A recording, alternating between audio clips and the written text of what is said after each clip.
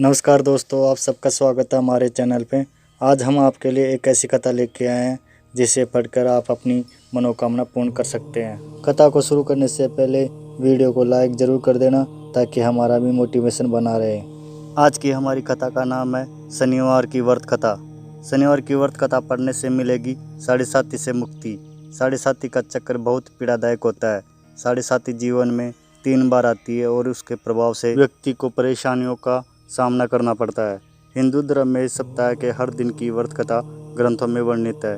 इसी कड़ी में शनिवार की व्रत कथा का भी बहुत महत्व माना जाता है। शनिवार का दिन शनिदेव को समर्पित है। ऐसे में शनिवार व्रत कथा पढ़ने से शनिदेव प्रसन्न होते हैं और साढ़े साती से कष्टों से मुक्ति मिल जाती है। एक समय स्वर्गलोक में सबसे बड़ा कौन के प्रश्न पर 9 ग्रहों में वाद विवाद हो गया। विवाद इतना बड़ा कि परस्पर भयंकर युद्ध की स्थिति बन गई। निर्णय के लिए सभी देवता देवराज इंद्र के पास पहुंचे और बोले, हे देवराज, आपको निर्णय करना होगा कि हम से सबसे बड़ा कौन है।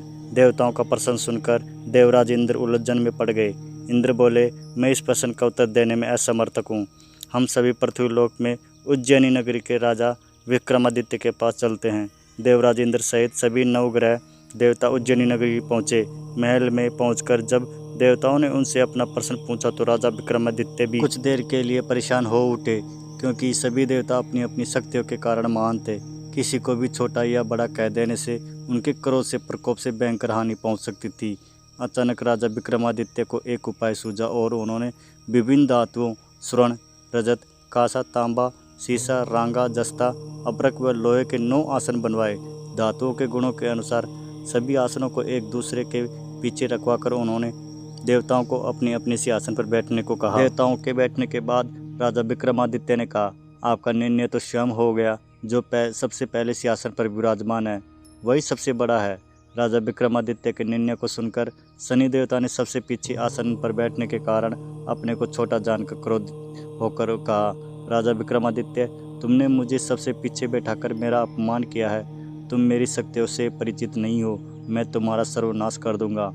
शनि ने कहा, सूर्य एक राशि पर 1 महीने, चंद्रमा 2.25 दिन, मंगल 1.5 महीने, बुध और शुक्र 1 महीने, बृहस्पति 13 महीने रहते हैं। लेकिन मैं किसी राशि पर 7.5 वर्ष तक रहता हूँ। बड़े बड़े देवताओं को मैंने अपने प्रकोप से पीड़ित किया है।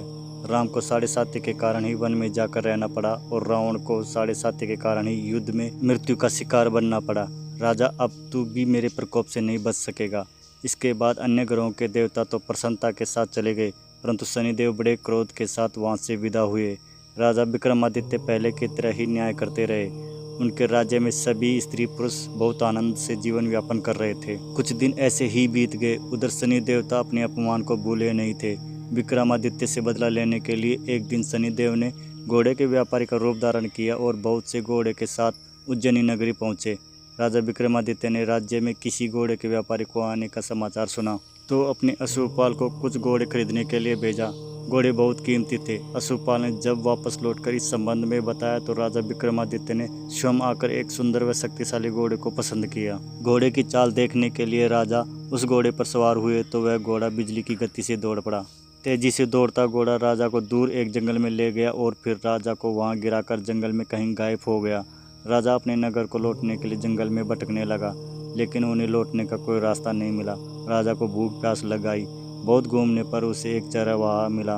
राजा ने उससे पानी मांगा। पानी पीकर राजा ने उस चरवाहे उसे अपनी अंगूठी दे दी।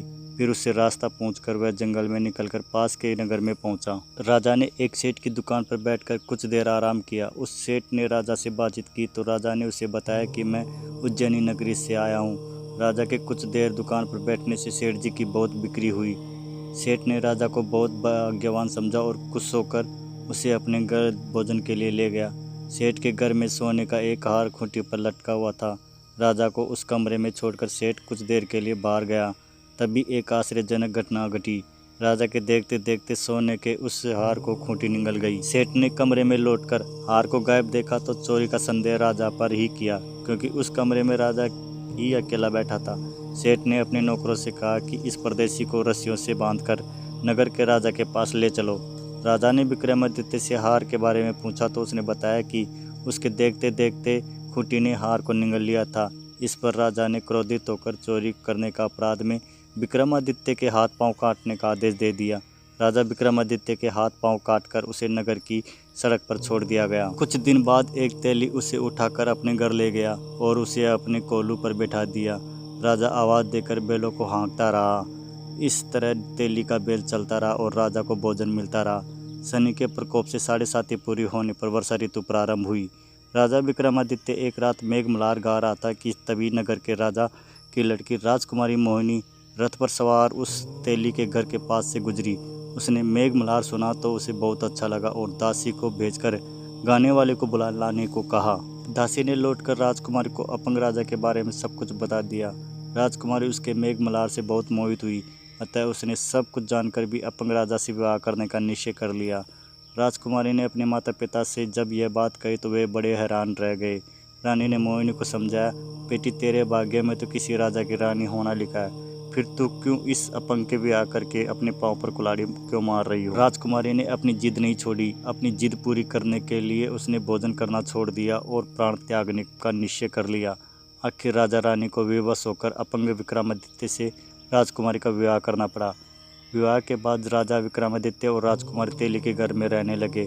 उसी रात स्वप्न में शनिदेव ने राजा से कहा, राजा तुमने मेरा प्रकोप देख लिया, मैंने तुम्हें अपने अपमान का दंड दिया है। राजा ने शनिदेव से क्षमा करने को कहा और प्रार्थना की, हे शनिदेव, आपने जितना दुख मुझे दिया है अन्य किसी को न देना। शनिदेव ने कुछ सोचकर कहा, राजा मैं तुम्हारी प्रार्थना स्वीकार करता हूँ। जो कोई स्त्री पुरुष मेरी पूजा करेगा, शनिवार को व्रत करके मेरी व्रत कथा सुनेगा, उस पर मेरी अनुकंपा बनी रहेगी। प्रातः काल राजा विक्रमादित्य की नींद खुली तो अपने हाथ पांव देखकर राजा को बहुत खुशी हुई। उसने मन ही मन में शनिदेव को प्रणाम किया। राजकुमारी भी राजा के हाथ पांव सही सलामत देखकर आश्चर्य में डूब गई। तब राजा विक्रमादित्य ने अपना परिचय देते हुए शनिदेव के प्रकोप की सारी कहानी सुनाई। सेठ को जब इस बात का पता चला तो दौड़ता हुआ तेली के घर पहुंचा और राजा के चरणों में गिरकर क्षमा मांगने लगा।